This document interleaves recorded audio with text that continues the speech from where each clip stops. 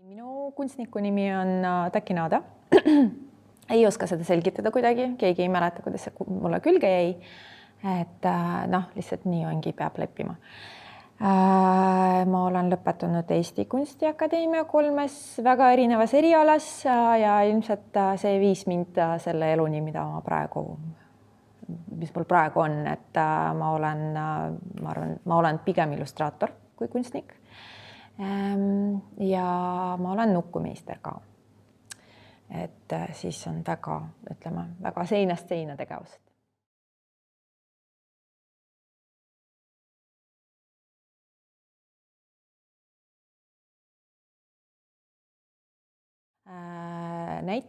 Sellele näitusele ma sattusin puht kogemata, nii nagu sellel aastal ilmselt üldse kombeks on, et kõik ei toimi plaanipäraselt üldse, et Santa kutsus mind osalema, kuna mul jäi oma näituse projektid ära just tänu selle lockdownile, kevadisele lockdownile, et siis ma mõtlesin, et jah, et tore ettevõtmine.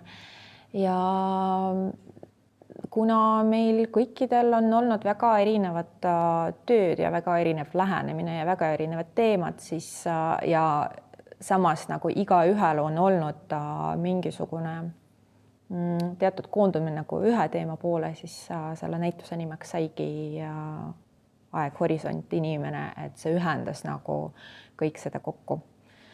Et minu poolt näitusele esitatud tööd on pigem keskenduvad sellele inimteemale. Neid said tehtud kõik, kronoloogiliselt viimase aasta jooksul lähevad umbes sedasi, et neid on kõige uuemad seal. Ja 3 nendest 5 töödest, mis siin esitatud on olnud planeeritud ühele näitusele, mis jäi ära. Ja 2 on uut, mis on natukene nagu teisest teemast, aga jällegi ikkagi see inimemotsioonide teema on nagu käsil. Ma ei oska nagu kindlat seisukohta võtta, sest et värvilistel seintel on parem kui valgetel või vastupidi, sest et see sõltub, et tööd muutuvad, üldkoloriit muutub, see väga sõltub ka sellest, et töö on raamis või mitte, et kas akvarelli puhul see on passepartout, mis annab ka tööle, töö ja seina vahel annab veel nagu lisaruumi. Et ma olin natukene nagu pabines, et võib olla, et ma teadsin, et siin nagu väga tugevad värviseinad, ma olen siin galeriis varem käinud ja näinud seda ja see on nagu iseenesest hästi äge lahendus, aga natukene nagu oli pabin sees, et akvarell on üsna õrn, et ta on hästi läbipaistev ja ma ei olnud kindel, kas ta kannatab nagu seda kooslust värvilise seinaga, aga kõik läks väga hästi ja just see teatud värv, kuhu peale neid sattusid, minu meelest on väga, väga hästi toimub. Ma kohe puudutan seda kurva teema, mis on formaat akvarellisti jaoks, et me oleme väga piiratud sellega, sest et on üsna raske saada suure formaatilise paberi. Et seega tihtipeale kõige suuremad tööd on umbes nii suured, et ma nüüd otsin lahendusi, sest ma tahaks natukene nagu laiemale minna, aga vaatame. Mis puudutab seda tööprotsessi, minu puhul, kui ma just illustratsioonidega ei tegele, vaid see on nagu pigem figuratiivne maal, siis tööprotsess tavaliselt tegelikult hakkab nagu ideest, siis referentsi loomisest, ehk siis ma üsna tihti kasutan fotod töö tegemisel ja neid fotod ma üritan teha ise ikkagi nagu ikka 90% fotodest, mida ma kasutan oma maalide puhul, need on minu tehtud fotod. Ehk siis ma mõtlen välja, mis oleks süžee, siis ma hakkan tüütama oma tuttavaid, kes küsima, et kas need viitsivad mulle poseerima tulla, siis me teeme neid fotod ja üsna tihti need fotod jäävad seisma kuskil sahtlis aastake või 2, et nende kõige värskemate tööde puhul neid referentsfotod, mis on nende jaoks kasutatud, on, ma arvan, üle 4 aastat vanad. Ehk siis see idee tavaliselt mitte, et ja mitte, et ta jääb seisma, aga ta jääb kuskile, ma ei tea, et küpsema võib-olla, et ma kohe ei lähe nagu selle juurde tavaliselt. Ja siis, kui see aeg tuleb, et ma otsin neid fotod üles, mõtlen, et nüüd ma pean sellega tegelema ja siis on niisugune akvarelli ettevalmistus, et enne kui see protsess tuleb, see on üsna lihtne, et paber kleebitakse alusele, siis võetakse ämbrid vett, otsustakse värvide puhul ja siis tuleb teha niimoodi. Ja siis alustada, sellepärast, et akvarelli puhul on just see, mis mulle meeldib, seda ei saa parandada. Et kui sa oled midagi nässu keeranud, siis kogu töö läheb ära. Et mul on ahjuküttega atekas ja vahest need tööd lähevad otse ahju. Et sest siin on tõesti nii, et sa ei saa seda üle maalida. Seega tuleb olla väga keskendunud ja hästi rahulik. Ja ma vahest isegi lülitan telefoni välja, et keegi hakkaks mulle helistama sellel ajal.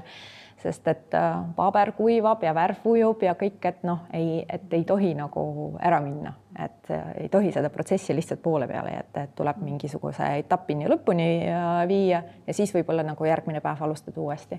Aga nii, et ma lihtsalt mingi suvalisel hetkel lähen teed jooma, see ei toimi kahjuks või õnneks. Tavaliselt pärast, sest ma arvan, et see võib-olla on minu, ütleme, see illustraatori pool. Ma ei mõtle lugudena.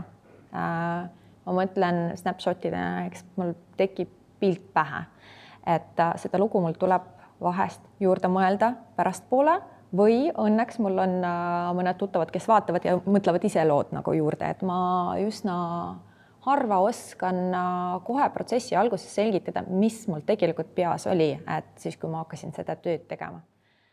Tulevikus tahaks areneda kindlasti kõvasti edasi ja kaugele, sest ütleme akvarell, kuna see akvarell on minu lemmiktehnika ja ma üsna harva võtan midagi muud ette.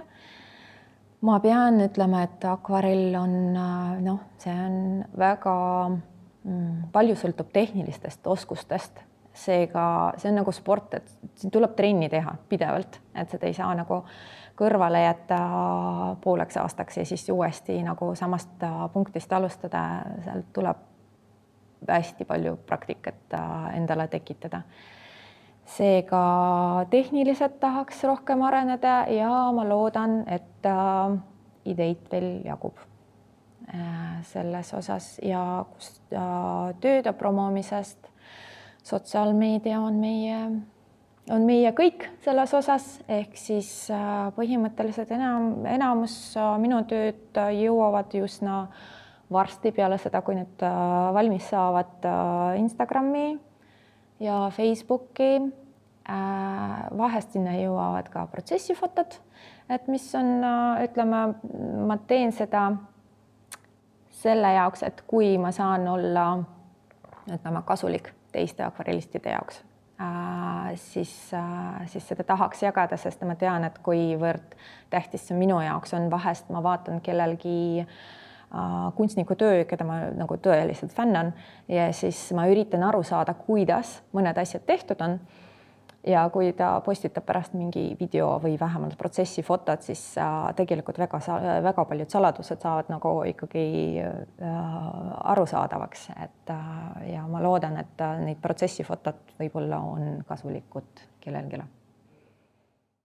Tegelikult Eestis on tohutult palju andekaid kunstnikke ja väga palju andekaid illustraatorid. Et kuna ma ise olen väga nagu pigem koondun sinna illustratiivsele teemale, et siis ma tegelikult ikkagi uurin ja vaatan ja jälgin neid, kes tegelevad samas valdkonnas. Ja Eestis on mitu aastat järjest on tulnud välja raamat Eesti illustraatorid, ehk siis sellest raamatust on tulnud 3 osa, see on olnud nagu kunstialbum. Ja tegelikult see on nagu täiesti ime, et see on nii paks raamat ja igale illustraatorile on pühendatud 4 lehekülge. ja mõelge, et kui palju tegelikult need illustraatorid seal sees on, et täita nii suurt raamatu. Ja need on imelised, need on nii erinevad, see käekiri, see lähenemine, see, mida need illustreerivad, see on ka nagu väga huvitav ja kus see vahest ei saa aru, kus see piir jookseb, kas see on illustratsioon või see on juba kunst. Et seda on väga põnev jälgida ja ütleme kunstnikutest, kes mul on väga, ütleme, silma jäänud, kuigi neid on väga vähesed nendest, kes mul on väga silma jäänud, on näiteks Katrin Piile, Aivar Reisner, kelle näitus on siin ka olnud, ja Elina Kasasalu. Ja kõik need 3 inimest on nagu niivõrd erinevad, see on nagu, ma saan aru, et isegi neid minu prioriteedid absoluutselt isegi ei räägi minu maistest, sest mulle meeldivad asjad seinast seina ja seda on isegi, põnev vaadata, et asjad on erinevad, et inimesed ei jälgi nii palju seda moodi, et mis, ütleme, praegu moes on. Need teevad nii, nagu neil hingelähedane on ja siis see tulebki neil kõige paremini välja. Ja kui rääkida välismaa kunstnikutest, siis ütleme, minu sellised 3 lemmikut on Malcolm Lepke, Nick Alm ja Alex Russell Flint. 3 niimoodi juhtus, et Eesti kunstnikutest 2 naist ja 1 mees ja siis välismaa kunstnikutest kõik mehed, et see on lihtsalt kogemata. Siis Ali Kavano ka, et neid on enam, ükski neist, kusjuures illustraator ei ole, need on kõik nagu maalikunstnikud. Ainult üks nendest 4 ehk siis Ali Kavano tegeleb akvarelliga. Ja ütleme, Nick Alm, ta enamasti maalib, teeb õlimaali, aga tema akvarellid siis, kui ta nagu teeb akvarelli, neid on lihtsalt võrratud.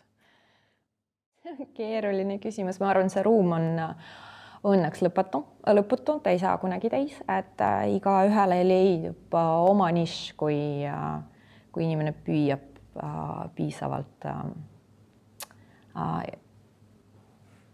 areneda ja teha seda, mida ta teeb. Et et see kunstiruum ilmselt täis ei saa õnneks. Näituse pinnad, neid on meil palju ja kahjuks sinna jõuavad vähesed. Et tegelikult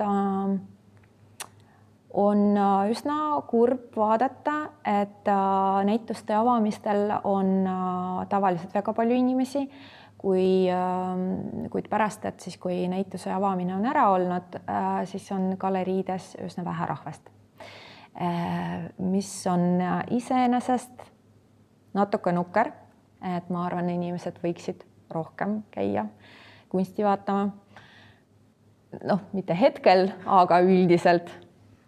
Ma arvan, et see võib-olla on sellepärast, et meie nagu see kunstivaldkond võib-olla ei promo ennast piisavalt.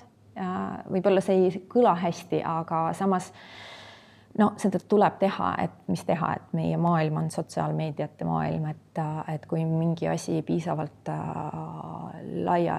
laialt nagu sotsiaalmeediasse ei jõua, siis inimesed ei saa sellest teada, et sellega tuleb lihtsalt arvestada ja siis tuleb välja mõelda, et kuidas inimestele nagu teada saada, et kus võiks käia ja mida võiks vaadata.